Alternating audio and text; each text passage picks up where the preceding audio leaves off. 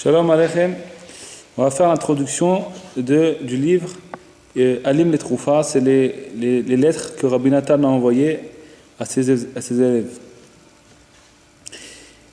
Amar Amelaket, celui qui écrit ce livre, qui réunit tous les livres, toutes les lettres qui ont été envoyées par Rabbi Nathan dans le monde, alors il a été les chercher, il n'a pas trouvé beaucoup, il en a trouvé juste 1/60 de toutes les lettres qui ont été envoyées.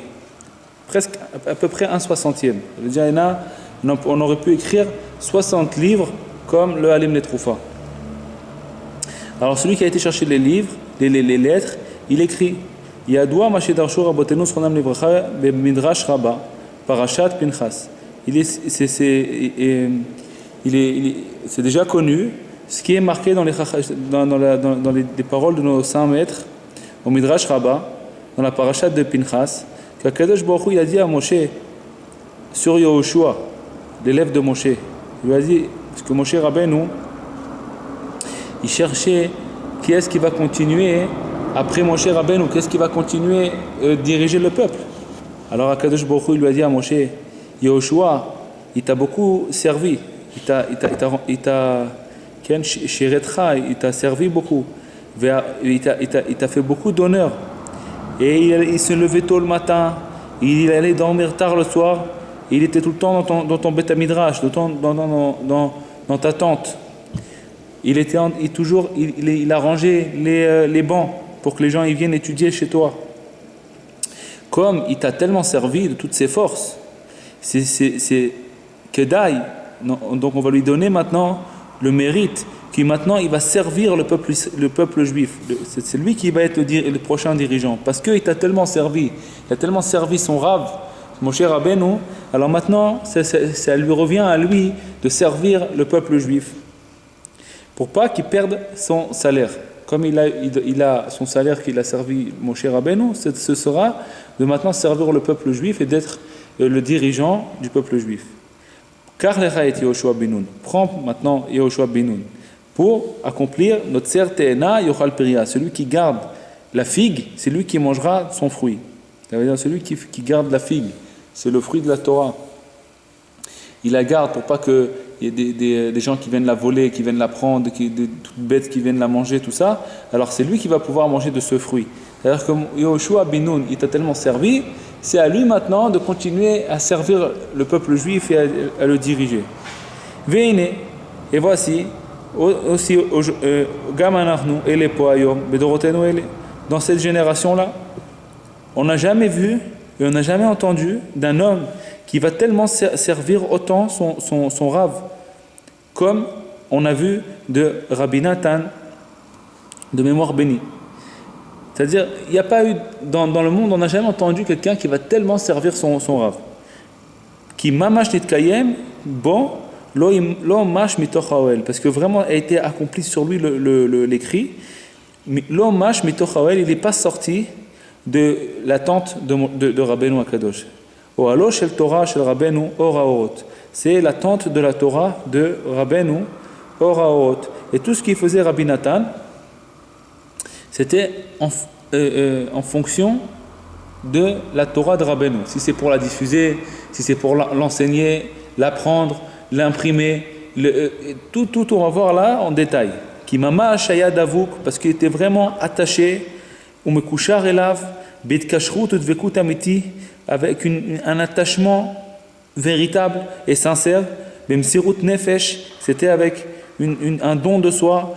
Et Bitul Argashot, il a annulé tous ses sentiments, les gamrés, devant Rabbeinu. C'est-à-dire qu'il n'y avait plus de sentiments pour lui-même, il n'y avait que Rabbeinu qui était dans sa tête. C'est tout ce qu'il y avait dans la tête de Rabbi Nathan. Comment faire pour dévoiler Rabbeinu, pour apprendre la Torah de Rabbeinu, pour pouvoir la diffuser aux autres, et tout. Et imprimer ses livres. Bechol Tnuotav, dans tous ces gestes, bemaaseh, bedibour, bemarshava, que ce soit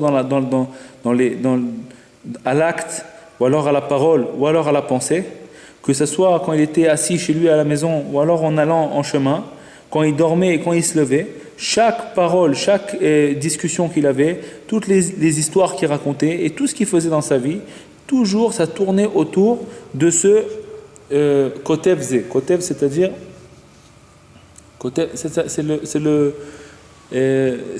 autour de ça. Okay? Kotev, c'est en fin de compte, c'est quoi le Kotev? C'est quand on met une porte, il y a un Kotev. On fait rentrer la porte dans un truc comme ça tourne toujours autour de ça. C'est le. Okay? Alors, Rabbeinu, c'était lui le point central de sa vie. Et tout le temps, il tournait autour de ce point-là. Comment faire pour, dans toutes les histoires qu'il racontait, tous les gestes qu'il faisait, toutes les pensées qu'il pensait, en dormant, en se levant. Tout, c'était pourquoi? Les Odia ou les Farsem, pour dévoiler et publier. Gdulat, Gdushat, Malat, Rabbeinu.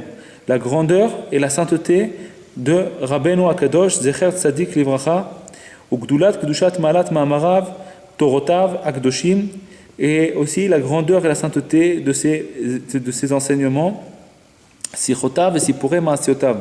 Que ce soit c'est les discours de Rabbeinu ou alors les contes que Rabbeinu a racontés, les histoires que Rabbeinu a racontées, Vechol Inyanav et tous les choses qui tournaient autour de Rabbeinu. Le Odia l'ivne Adam Gevorotav, la Fitz Mayotav Chutza, pour jeter la source de Rabbeinu à l'extérieur, pour que tout le monde puisse boire de cette source. Kizé Kol Adam, parce que c'est ça, l'homme a été créé pour ça. C'est comme il est marqué dans la Gemara, Masechet Shabbat, tout le monde n'a pas été créé seulement pour les tzavot lazé, c'est-à-dire se réunir. Les tzavot, c'est la chambre tsevet. Tsevet, c'est-à-dire s'attacher. D'être une tsevet lazé pour le tzaddik ou bishvil zé. Et pour lui, le monde a été créé. Pour le tzaddik, pour le Talmid Chacham. Le monde a été créé pour la Torah. Le Talmid Chacham qui est attaché à la Torah, le monde a été créé pour lui. Donc, plus le Talmid Chacham il est grand, et plus le monde a été créé pour lui. Et tous ceux qui sont autour de ce Talmid Chacham, ils puisent un puise de l'autre. Un puise de l'autre. Par exemple, il y a Rabbi Moshe Breslever, il puisait de Rabbi Nathan il puisait de Rabbeinu.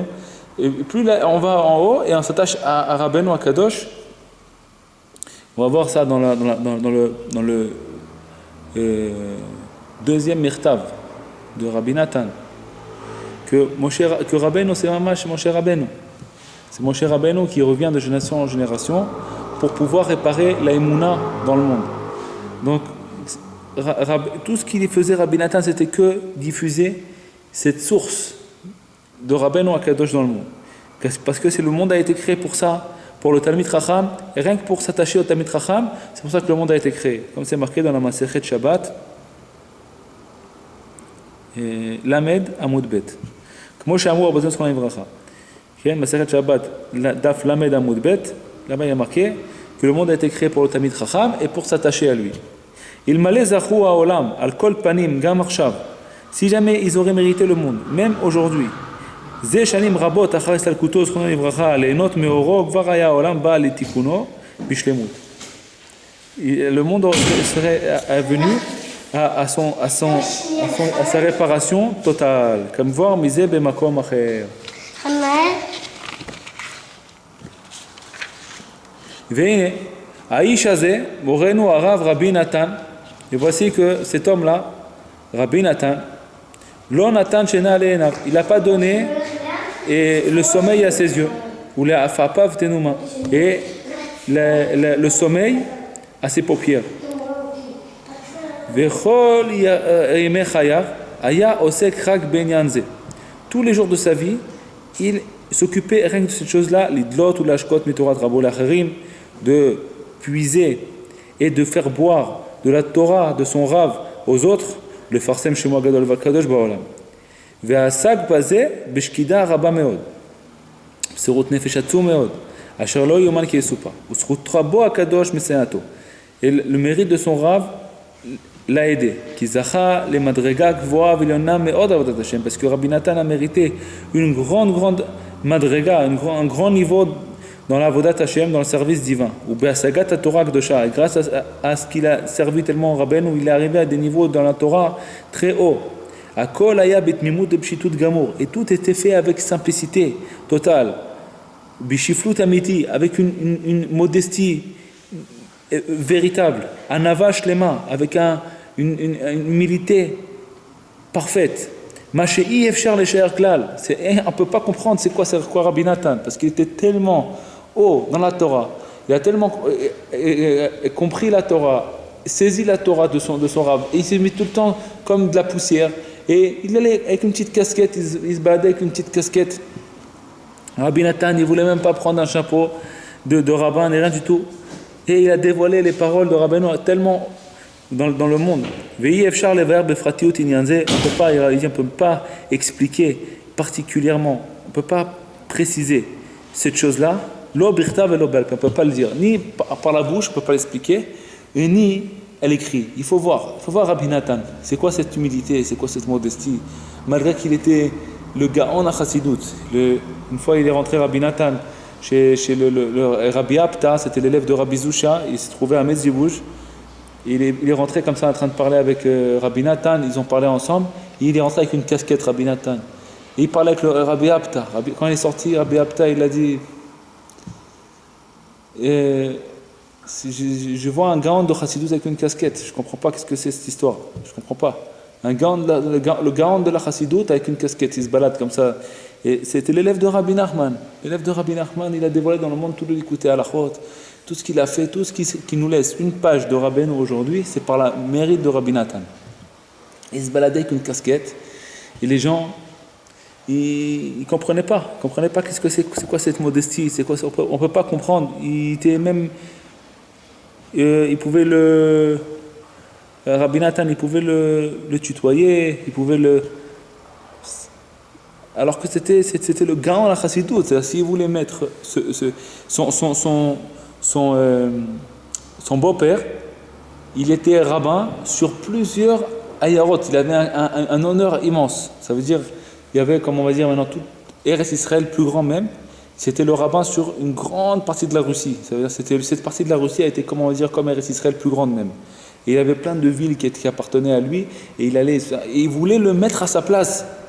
Parce qu'il allait partir de ce monde, il n'avait pas trouvé quelqu'un d'autre qui était compétent comme Rabbi Nathan, son beau-fils, pour le mettre, et il voulait le mettre à sa place, de devenir rabbin de tous ces... Et Rabbi Nathan, il n'a pas voulu. Il a demandé à Rabbeinu lui a dit, oui, vas-y, deviens, tu vas devenir un rabbin et tout. C'est très bien, c'est ça la vérité.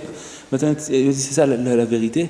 C'est ça le émet, l'amito. Est-ce que c'est ça la vérité, la véritable vérité de Dieu qu'Hachem il veut de moi que je vais devenir un rabbin? Alors Rabbeinu l'a dit, si tu veux vraiment savoir c'est quoi la volonté de Dieu, reste avec moi. Mais ça veut dire qu'il était compétent.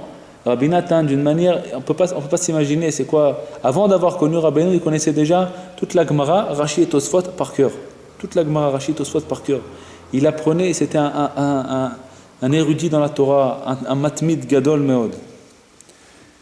Vaya chidouche, maintenant on ne parle pas de ça maintenant, parce que il parle pas de ça.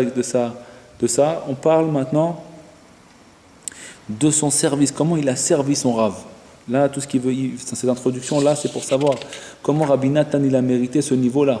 Malgré toute cette grandeur dans la Torah, qu'il aurait pu être un grand admour, avec un très grand shtraimel, avec des grands chassidim, avec une grande honneur, que personne n'aurait pu venir parler sur lui. Il aurait pu mériter tout ça, c'est pas de problème. Et il a jeté tout ça pour dévoiler Rabbeinu Akadosh, et grâce à ce fait-là, de vouloir dévoiler Rabbeinu Akadosh, il a mérité une grande marloquette sur lui. Les gens ils sont venus, ils ont commencé une grande marloquette sur Rabbi Nathan. Marloquette, ça veut dire des oppositions. Il y avait beaucoup d'oppositions Rabbi Nathan. Parce qu'il se baladait avec une petite casquette. Et ils ne comprenaient pas ça, les gens. Ils ne voyaient pas un grand rave, ils voyaient une petite casquette. Et pourtant, c'était le Gaon de la Chassidut. Il était en train de renverser le monde entier. Ils voyaient un petit homme avec une petite casquette. Et alors, il pouvait se mettre contre Rabbi Nathan. Vaya chidouche nifla venora meod. Et c'était un chidouche nifla venora meod. C'était Rabbi Nathan, un chidouche, une nouveauté, nifla, merveilleuse, venora meod, redoutable, très très grand, redoutable. C'est ça Rabbi Nathan. Ki zacha lilmod arbe bepshitut, parce qu'il a mérité d'étudier beaucoup, avec beaucoup de simplicité, que ce soit le chasse, c'est-à-dire tout le Talmud, tout le Talmud, Poskim, tout le Shulchan Aruch, avec les commentaires autour, et le tour, c'est-à-dire ce qui est avant le Shulchan Aruch, et le Midrashim, tous les Midrashim qu'il y a, le Zohar HaKadosh, et puis les Sifrei HaKabbalah, toutes les Kabbalah, du Hari HaKadosh, ou Shiar Sifrei Kodesh, et tous les autres livres de Chassidut. Tout celui qui a entendu un petit peu de son seder de limoud, d'études de Torah, combien il étudiait par jour, il dit il dit ça c'est impossible que quelqu'un étudie autant seulement s'il est dans une chambre enfermée et toute la journée, c'est impossible que quelqu'un étudie autant seulement s'il soit enfermé dans une chambre et qu'il étudie du matin au soir sans parler avec personne. Celui qui avait entendu ce qu'il étudiait tous les jours, il se dit cette personne-là, pour qu'il puisse faire autant d'études, il faut qu'il soit toute la journée en train d'étudier. Ou milvad, à part ça, de toute cette étude-là, il faisait beaucoup d'avodat Hashem. C'est quoi l'avodat Hashem? C'est la prière. Sa prière, elle prenait beaucoup de temps, parce qu'il priait de toutes ses forces. Avec une ferveur merveilleuse. Ça, c'est Rabbi Nathan. Ça veut dire que c'est pas qu'il avait son étude et puis il étudiait, il priait comme ça, vite fait, une petite heure, c'est fini. Sa prière, c'était une prière. Malgré ça, il faisait son étude. À part sa prière, Shacharit, Mincha, Arvit, il faisait beaucoup de prières en dehors de tout ça. Betmimoud, Bepshitut Gadol, avec beaucoup de simplicité et avec beaucoup de naïveté. Parce que tous les jours il disait beaucoup de Teilim. Ou Beitorerut Gadol, avec, pas disait les Teilim en les lisant, avec Torerut Gadol, avec un grand réveil, Bepriya Tsuma, en pleurant devant Hashem Yitbarach. Bekolot, Utseakot, Gdolot ou Meshunot, avec des voix et des cris très grands et très Meshunot, qu'on n'a pas l'habitude d'entendre. Belev Nishbar, avec un cœur brisé, Behemet, pour de vrai. Quand il priait, Rabbi Nathan, il priait vraiment, il demandait vraiment la pitié de Dieu. C'est pas, il disait les livres, il lisait les Teilim comme ça. Il disait, chaque mot pour Rabbi Nathan, ça avait une valeur. Chaque mot, c'était rempli avec un cœur brisé devant Hashem Yitbarach. Vraiment, il suppliait Hashem Yitbarach. Asher lo yeuman ki yesupar. On peut pas, si on va vous le dire, vous n'allez pas le croire. Lo yeuman ki yesupar. On ne peut pas le croire en l'entendant. V'chol hashomea tatzilena oznav. V'rabim mi'Israël, gam me'amon am asher lo hayu mekuravim elav klal. Il y en a plusieurs juifs qui l'ont même pas connu, ils ne savaient même pas à quoi il ressemblait. En écoutant la voix de Rabbi Nathan à travers les murs du Beth Midrash, ils se réveillaient à faire tchouva. En écoutant Rabbi Nathan, en faisant le tikkun chatzot, ils se réveillaient à servir Hashem Yitbarach. Kayadwa umfursa minyanze, comme c'est quelque chose de connu et de publier cette chose-là dans le monde. Kamaya osek arbe bechol yom lefares sirato lifnei Hashem Yitbarach. À part ça, à part les teilim, et tout ce qu'il faisait, et toute la prière qu'il faisait, et toute l'étude qu'on a dit avant, que si quelqu'un entendait son limoud, il dit que cette personne-là, toute la journée, il ne fait rien qu'étudier. À part ça, il faisait les hitbo des doutes. Plusieurs heures par jour de hitbo des doutes. Kol mi sheshama seder avodat atfila shelo, היה משאר בליבו כי אי אפשר דבר זה אם לא שמבלה כל ימיו ולילותיו על התפילה והתחתונים. Celui qui entendait ta prière, il dit cette personne-là, il fait que prier, c'est pas possible. Je crois qu'il fait que prier. Ça veut dire, il avait Rabbi Nathan en lui. C'était un chidouche. Parce que son temps, il rentrait dans son temps plus qu'il pouvait être dans le temps d'un homme normal. C'est-à-dire, on a 24 heures. Quelqu'un en 24 heures, il peut faire tant et tant de choses. Et lui, dans les 24 heures-là, il faisait tout en même temps. Il était tout compris dans son temps à lui, il pouvait rentrer dedans toute son étude de Torah qu'il a besoin de faire et toute la prière qu'il a besoin de faire.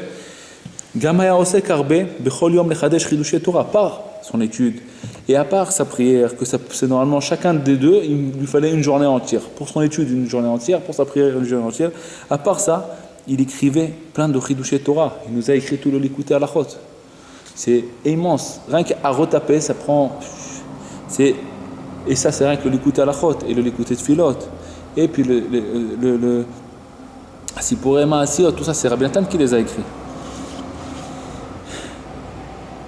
בכל יום לחדש חידושי תורה נפלאים על פי הקדמות נוראות שקיבל מרבו, ça veut dire d'après les introductions que Rabbeinu lui a données, les sadram étaient, il les a bien placés comme il faut, les écrire sur un livre.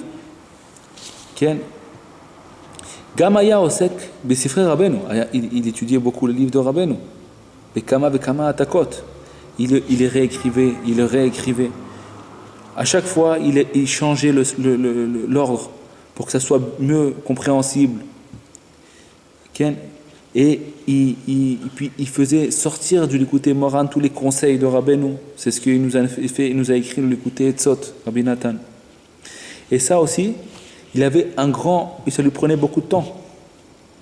Parce qu'il a fait plusieurs fois, et à chaque fois il a fait d'une autre manière. Celui qui sait combien de fois il a refait les livres de Rabbeinu, il les a remis en place, il les a réécrits, il a changé, il a modifié pour que ça soit bien compréhensible, il a mis beaucoup de temps dans ça. Malgré toute son étude et toute sa prière qu'on a dit avant. Gam aya osek harbe les sader tfilot al seder kol ma'amare Rabbeinu zchrono livracha.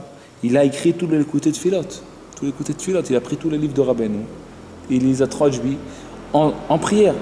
Et ça, c'est le Likutei Tfilot qu'on a. Mais même le Likutei Tfilot qu'on a, on n'a pas tout. Parce qu'il y en a plein qui ont été brûlés. Il y a plusieurs Tfilot qui ont été brûlés. C'est-à-dire on n'a pas tout. On a un morceau du Likutei Tfilot que Rabbi Natan avait écrit. Mais Rabbi Natan a écrit plus de Likutei Tfilot que ça. À part ça, il devait écrire tous les jours des lettres. Il écrivait des lettres à ses élèves, à ses enfants. Il écrivait parce il n'y avait pas comme aujourd'hui la possibilité de parler au téléphone, tout ça. Tous leurs contacts qu'il avait avec tous les élèves qui étaient éparpillés dans toute l'Ukraine. Rabbi Natan, il devait renforcer chacun de ses élèves, et ses élèves lui envoyaient des lettres pour recevoir de lui du renforcement et tout ça. Alors il leur posait des questions et Rabbi Natan, il devait envoyer des lettres et leur répondre et leur expliquer d'après Rabbeinu comment ça marche, comment il faut comprendre les choses et comment il faut se renforcer. Chacun de ces lettres, comme on a dit, toutes les lettres qu'on a là, c'est rien qu'un 60e. Celui qui a vu combien de lettres a été envoyées par Rabbi Natan dans l'Ukraine, dans le monde, il se dit ça c'est pas possible seulement si toute la journée il est assis dans sa chambre et il fait que écrire des lettres. C'est pas possible. Il a autant de lettres, ça c'est possible seulement s'il est dans sa chambre et puis il écrit des lettres.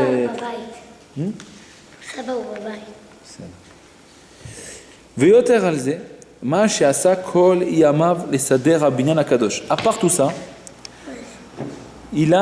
Rabbi Natan, il a construit le binyan HaKadosh. C'est quoi le binyan HaKadosh? C'est le kloïs.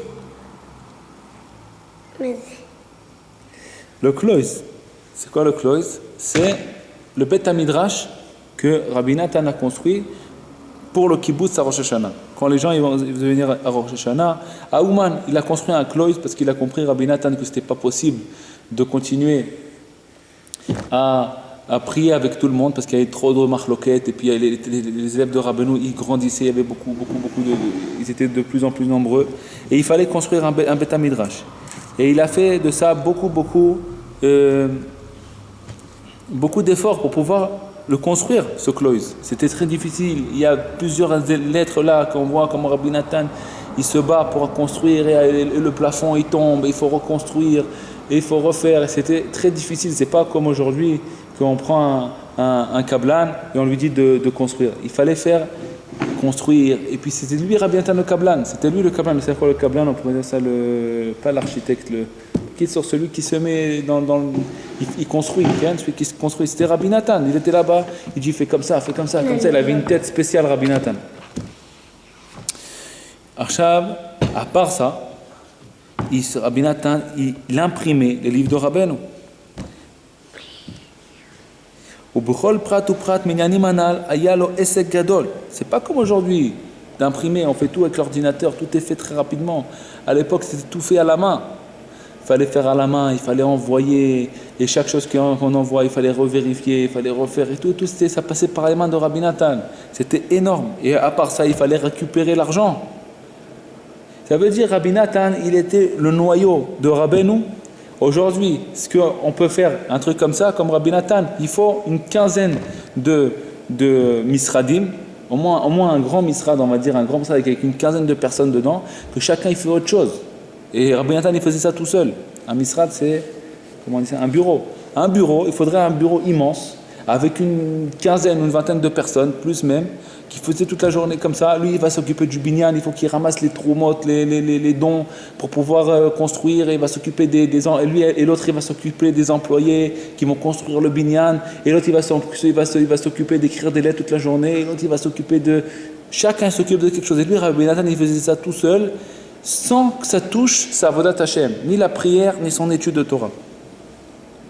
ובכל פרט ופרט מעניינין עלה היה לו הישג גדול עם רבים מאנשי שלומנו אשר היו בתומכי נפשו, אך אף על פי כן היה צריך לבלות זמן הרבה על זה, לעסוק בנסיעות רבות בשביל זה, לבד מאשר רבים כמו עליו. À part tout ça, ils n'ont pas laissé, ça n'a pas été facile.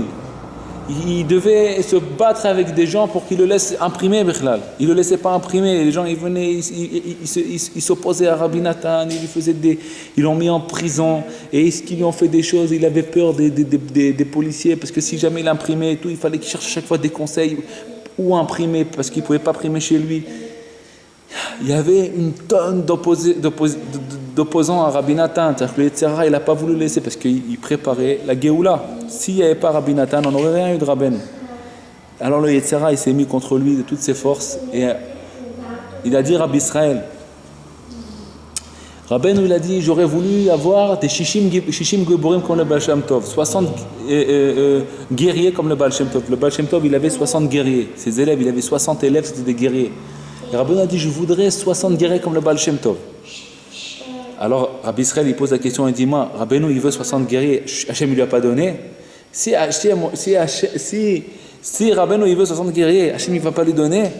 Il y a marqué dans le Teilim, Retzon Yireh Avia Aseh.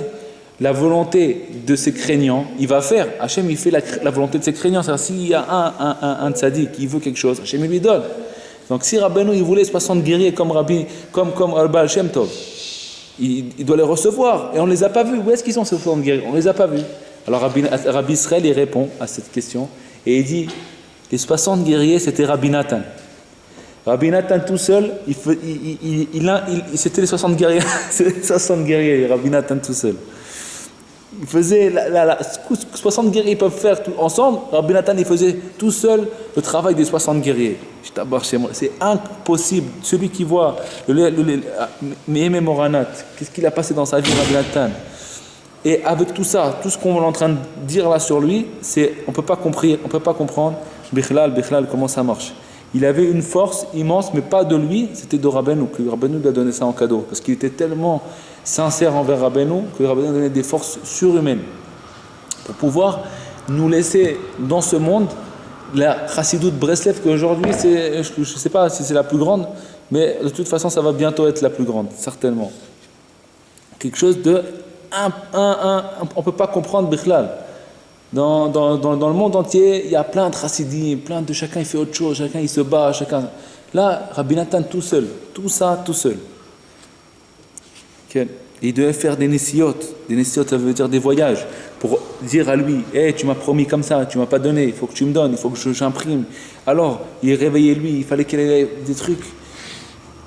À part ça, c'était aussi un Moël, Rabbi Nathan. Il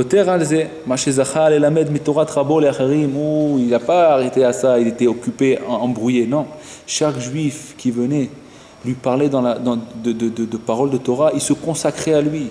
Il était dans son Beth Midrash, il venait dans le Beth Midrash, il se baladait de Beth Midrash en Beth Midrash. Et à chaque fois où il venait, il y avait des chassidés Breslev, il se consacrait à chaque juif, à chaque petit enfant qui venait le voir pour lui parler de la Vodat Hashem, chaque petit gosse de 15 ans, 14 ans qui voulait servir Dieu, il se consacrait à lui, il lui donnait tout son cœur. Pour rentrer chez un admour aujourd'hui, pour demander une bracha, tu rentres 5 minutes, tu sors. Tu n'as pas le temps. Rabbi Nathan, il se consacrait pour chacun. Chaque personne qui avait besoin de lui dans la Avodat Hashem, il lui parlait, il lui renforçait, et après il revenait, il lui reposait les mêmes questions et il lui répondait encore une fois, et il le renforçait, il a fait dans ce monde des tzadikim gmurim.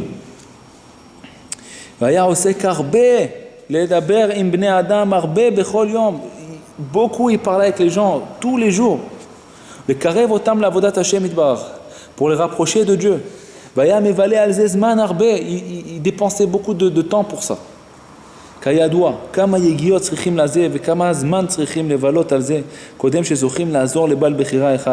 pouvoir aider une personne qui a un libre arbitre, combien de temps pour aider une personne, combien de temps il faut dépenser pour lui rentrer en lui un peu un feu dans son cœur et le rapprocher de Dieu. C'est pas une personne où il avait beaucoup de gens. Anashim Rabbim Israël. Il s'occupait avec eux de les rapprocher du service divin. On leur racontait des paroles de Torah et on leur racontait les histoires de Rabbeinu et toutes les sichot de Rabbeinu.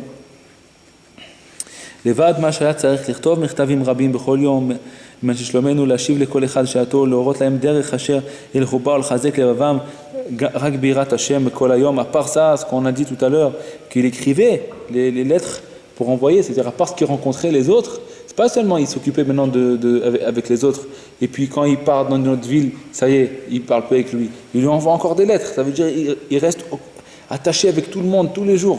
Tous les jours, il lui envoie des lettres, il renvoie des lettres, il parle avec lui, il va avec lui. À part tout ça, il faisait de la Avodat Hashem. Ça veut dire, on peut savoir combien il dormait Rabbi Nathan, combien il mangeait Rabbi Nathan, combien. On a beaucoup, Baruch Hashem, d'écrits à Rabbi Nathan qu'on a réussi à imprimer. Et là, on a voulu ramener tous les écrits de Rabbi Nathan, c'est-à-dire les lettres que Rabbi Nathan a envoyées, mais on ne les a pas trouvés parce qu'on est beaucoup d'années après la disparition de Rabbi Nathan. Okay. Mais on a trouvé quelques lettres par-ci par-là, et on a trouvé une grande quantité de lettres chez son fils, Rabbi Yitzhak. Okay. Et donc lui, il les avait gardées. Rabbi Yitzhak, il aimait énormément son père. On va voir ça dans les lettres. Chaque lettre, on voit comment il est attaché avec son père. Alors, lui, il les avait gardées. Il les avait mis de côté. Toutes les lettres, il les a mis de côté. Il n'a perdu aucune lettre. Donc, ces lettres-là qu'on a gardées de Rabbi Nathan, on les a imprimées. Et on a retrouvé une lettre là, on les a mis ensemble. Okay. Parce qu'on sait très bien que la volonté de Rabbi Nathan, c'est que toutes ces lettres qu'il a écrites, c'est qu'on les imprime. Okay. Pour que dans la dernière génération, on va savoir qu'est-ce qui s'est passé là, dans ce temps-là entre Rabbeinu et Rabbi Nathan et ses élèves, comment ça s'est passé. Il voulait que ça se sache, cette chose-là. Les Manisaprou Dor Acharon, pour que la dernière génération, ils vont raconter, mais à Maaseh Agadol Vanora, de ce miracle. Voilà, c'est un miracle. On a aujourd'hui l'écouté Moharan, c'est un miracle. Alors, Rabbi Nathan, il veut qu'on sache, on connaisse ce miracle, pour qu'on puisse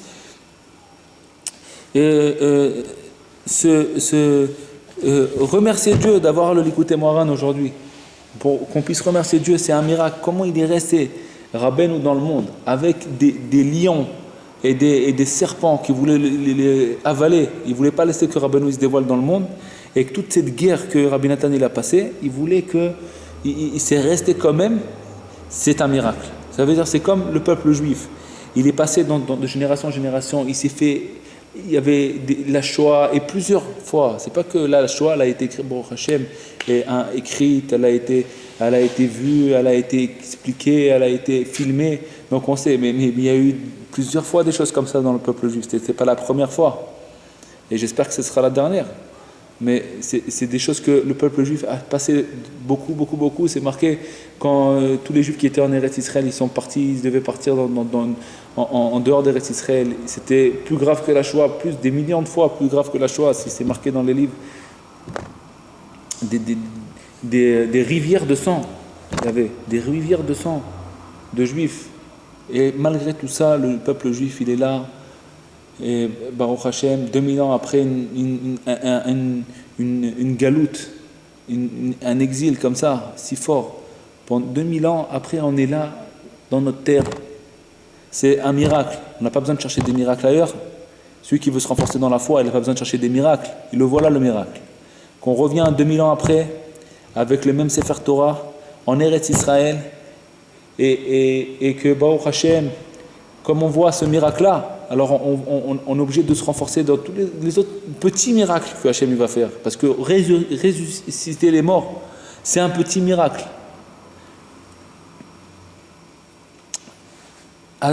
Si on voit ce grand miracle-là, quand on est revenu en Eretz Israël et qu'on est aujourd'hui à Yerushalayim, Od Ishama Be'are Yehuda ou Bechutzot Yerushalayim, Kol Sasson ve Kol Simcha, Kol Chatan ve Kol Kala, ça veut dire on va un jour revoir dans Yerushalayim des mariages, que c'était pas possible de comprendre ça.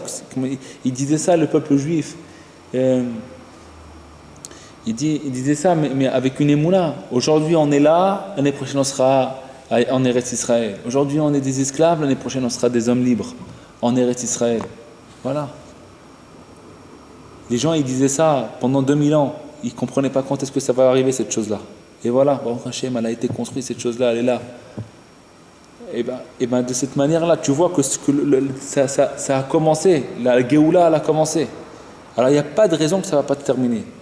De la même manière là, Rabbi Nathan il voulait qu'on sache que c'est pas une seule personne qui s'est tenue contre Rabbeinu.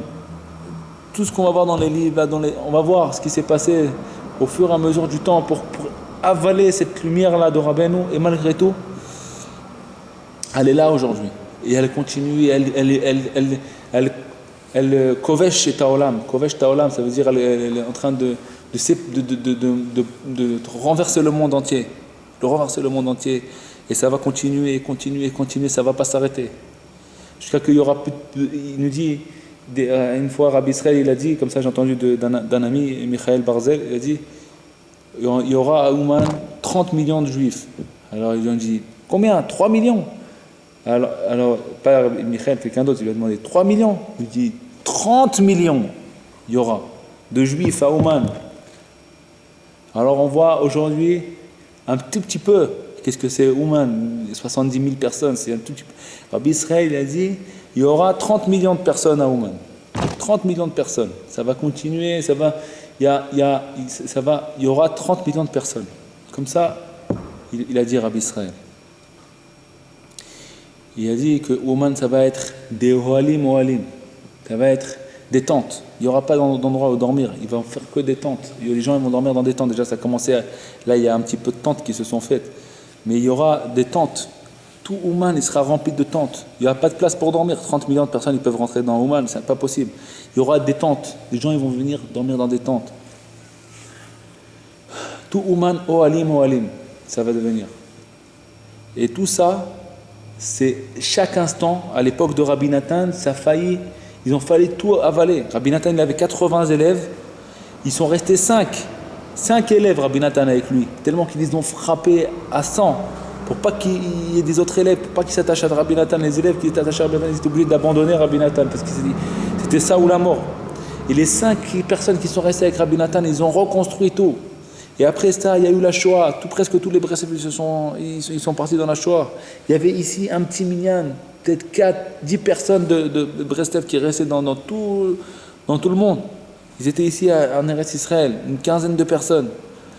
Et voilà, aujourd'hui, on voit ce qu'on voit. Donc tout ça, c'est Rabbi Nathan, c'est pour ça que Rabbi Nathan il voulait qu'on écrive toutes ces choses-là, pour qu'on sache ça. Qu'on sache que c'est un miracle, Bichlal. C'est comme le judaïsme, c'est comme le peuple juif, la même chose. Ça, c'est la Torah.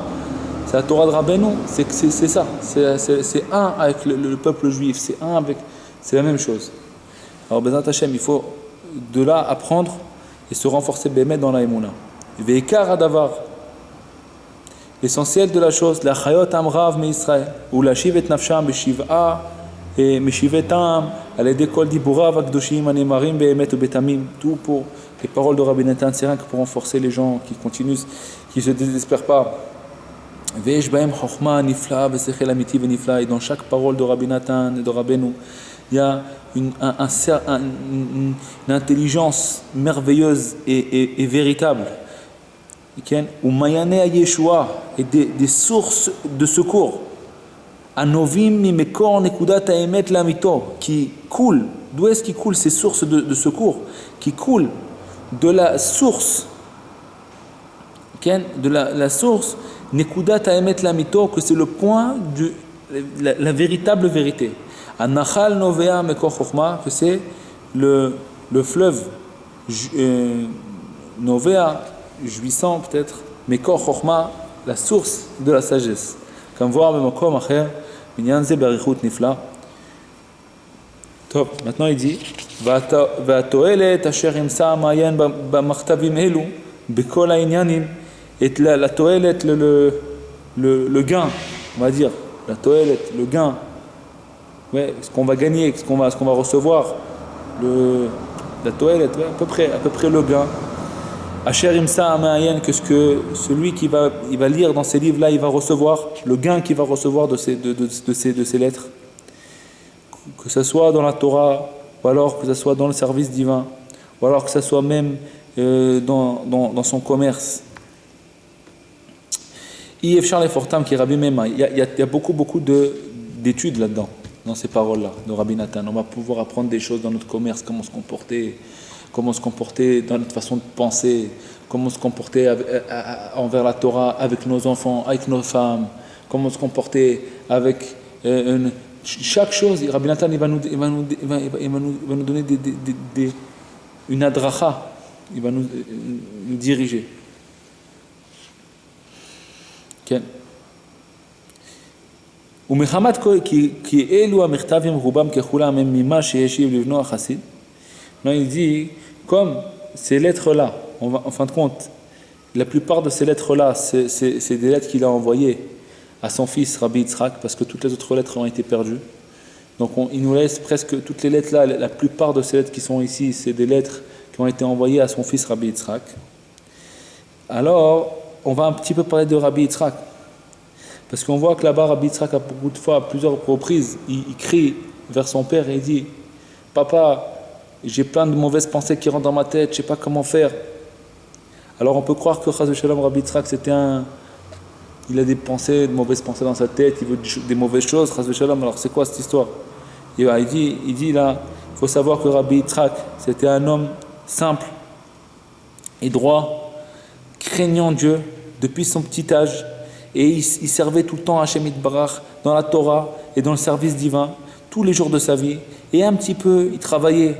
Et toute sa vie, il n'a jamais profité des autres. Au contraire, il faisait profiter des autres de son argent parce qu'il donnait plus que sa possibilité de tzedaka. Il faut donner la tzedaka plus que sa possibilité.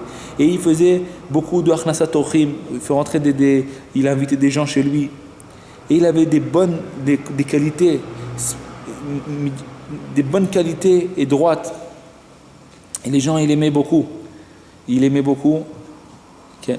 Mais sauf Yamav, à la fin de ses jours, il a mérité de faire son alia en Eretz Israël alors que c'était très très difficile, et il a été habité à Tzfat, et là-bas aussi il était très important aux yeux des autres, et il a été enterré juste à côté de Rabbi Yosef Karo à Tzfat. Rabbi Yosef Karo, c'est le maître du Shulchan Aruch, celui qui nous a écrit le Shulchan Aruch. Ça veut dire Rabbi Yosef Karo, c'est Baruch Hashem, aujourd'hui tout ce qu'on connaît la halakha et qu'on sait comment se comporter dans chaque chose, c'est grâce à Rabbi Yosef Karo. Alken, c'est pourquoi que la personne ne doit pas se... Qu'est-ce que c'est cette histoire-là? C'est Rabbi Yitzhak, à chaque fois il parle, il a des mauvaises pensées, tout ça. Il te dit, attention, ne crois pas que c'était un homme simple, que c'était un homme qui toute la journée il veut des choses mauvaises. Au contraire, parce qu'il était tellement craignant de Dieu qu'une petite pensée pour lui c'était très grave, une toute petite pensée, et des petites pensées qui étaient venues en erreur, ou alors c'était impossible de l'échapper, cette mauvaise pensée-là. Pour lui, c'était considéré comme si qu'il avait fait des choses interdites, mais mézides, avec de volonté, chas v'shalom. Et les petites choses légères, c'était pour lui comme des grosses avérotes. Okay. Alors, mais là, on peut voir la grandeur de Rabbi Nathan, que malgré que son fils, il criait pour des petites choses, Rabbi Nathan, il n'a pas voulu lui dire, écoute, c'est pas grave, mon fils, allez, arrête, calme-toi, c'est pas grave, qu'est-ce que tu as fait? Et alors, tout le monde tombe dans ça, continue ta vie et tout. Il ne voulait pas lui dire ça, Rabbi Nathan. Parce que là, on va apprendre dans ce livre, l'essentiel de ce qu'on va apprendre dans ce livre-là, c'est la Bekiout dans la halacha. C'est-à-dire que d'un côté, de vouloir le plus grand niveau, mais de l'autre côté, de ne pas tomber même si on a fait toutes les avérotes de la Torah. Ça veut dire que Rabbi Nathan, malgré que son fils il criait, parce qu'il a une petite pensée qui rentre dans sa tête, mauvaise pensée, il lui dit, tu as raison mon fils, continue à crier pour ça, parce qu'un juif, il n'a rien à voir avec cette pensée-là. Continue à crier, tu as raison, c'est très grave. Mais de l'autre côté, sache que même si tu as fait toute la Torah entière, tu as transgressé 400 fois, tu n'as pas le droit de te désespérer. Ça veut dire c'est ça le niveau qu'un juif doit atteindre. Enlever notre ga'ava, notre honneur, le mettre de côté et d'être prêt à servir Dieu. Prendre sa ceinture, serrer sa ceinture et à chaque endroit servir Hachem. Si j'ai une mauvaise pensée, je crie vers Hachem Yitbarach, toujours dans ton ordre des doutes et pas dépasser ça. Et de l'autre côté, rester joyeux toute ta vie, même si tu as passé, chas v'shalom, tu as fait les avérotes les plus grandes. C'est ce que Rabbi Nathan veut nous apprendre. Qu'on n'a pas le droit de se désespérer même des choses les plus graves, mais de l'autre côté, on n'a pas le droit aussi de se permettre de faire la faute la plus petite. On n'a pas le droit de se permettre. Même si on tombe. On n'a pas le droit de se désespérer. Mais de l'autre côté, tu n'as pas le droit de te permettre même une petite avéra. La plus petite qui existe, tu n'as pas le droit. Parce que chaque juif doit atteindre le niveau de Moshe Rabbeinu. Et pourquoi tu te désespères d'arriver au niveau de Moshe Rabbeinu? Tu dis oui, ça et ça, pour moi c'est permis. Non, ça et ça et ça, c'est interdit pour toi. C'est pas permis. Ah, mais alors qu'est-ce que ça veut dire? Mais tu vois que je tombe tous les jours. Alors, bien sûr, même si tu as tombé tous les jours, même si tu as fait toutes les avérotes de la Torah, tu ne te désespères pas. Commence de nouveau, servir Hachem. Sers Hachem de nouveau. Maintenant, comment apprendre cette intelligence-là? C'est ce que Rabbi Nathan il va nous donner dans toutes ces lettres qu'on va apprendre. Les autres Hachem, il va nous donner cette bekiout là, de ne pas se désespérer d'atteindre le plus grand niveau et de ne pas se désespérer même si on est tombé dans le plus petit niveau. Il était d'accord avec lui, il faut beaucoup crier sur ça, parce que la pensée elle est très haute. L'essentiel de l'homme c'est la pensée, donc comme il faut faire attention, en particulier quelqu'un qui possède un iPhone, combien il peut tomber, parce qu'il peut faire une touche, il se trouve chez Rabbeinu, il fait une touche à côté, il se trouve en enfer. Et des fois ça te saute dessus comme ça, et puis ça t'incite, et tu peux regarder un film, en 5 minutes tu te retrouves dans l'enfer au plus profond, ta pensée, ta tête, toute dans le plus profond des enfers. Alors il faut savoir que se permettre la plus petite avéra, c'est interdit. Mais de l'autre côté, de tomber, même de la plus grosse avéra, c'est interdit. Il faut savoir comment on fait ça, c'est que des mots pour l'instant, mais là, au fur et à mesure de cette étude, alors chaque fois on dévoile à chaque niveau ce da'at, jusqu'à qu'on va être baki. C'est un métier. Il nous dit, Rabbi Nathan, c'est un métier ça. De savoir comment servir Dieu, c'est un métier, il faut l'apprendre. C'est un métier, c'est une carrière, il faut l'apprendre. Alors on va apprendre que ce qu'on est en train de dire là, au fur et à mesure des lettres, Rabbi Nathan il va nous expliquer ça à chaque fois, un petit peu plus et un petit peu plus. Il lui a dit ne te oublie ça, mais l'autre côté, ça veut pas dire ne te permet pas, dans ta doute tu cries, mais l'autre côté, il ne faut pas que tu rentres de ça dans la hazvout. La c'est interdit. Ne rentre pas ni dans la hazvout, dans la tristesse, qui en shum yehush ba'olam. Il n'y a pas, le désespoir n'existe pas. Tout celui qui est attaché à la vie, il y a pour lui un bitachon, diskot et kol tuv. C'est sûr qu'il va mériter le kol tuv, toutes les bontés. Les shlemut abedusha behemet, il va mériter aussi Bezrat Hashem, s'il ne va pas se désespérer, il va mériter aussi la perfection dans la sainteté véritable. Comme voir, בהרבה ממכתבים הקדושים האלו בעניין זה, אשרי שיוחז בהם, ונבון יבין כל דבר לאשורו, אמן כן יהי רצון. Bezrat Hashem, chacun va comprendre, on va essayer de comprendre ces lettres-là pour apprendre et pour se renforcer. Kol Tuv.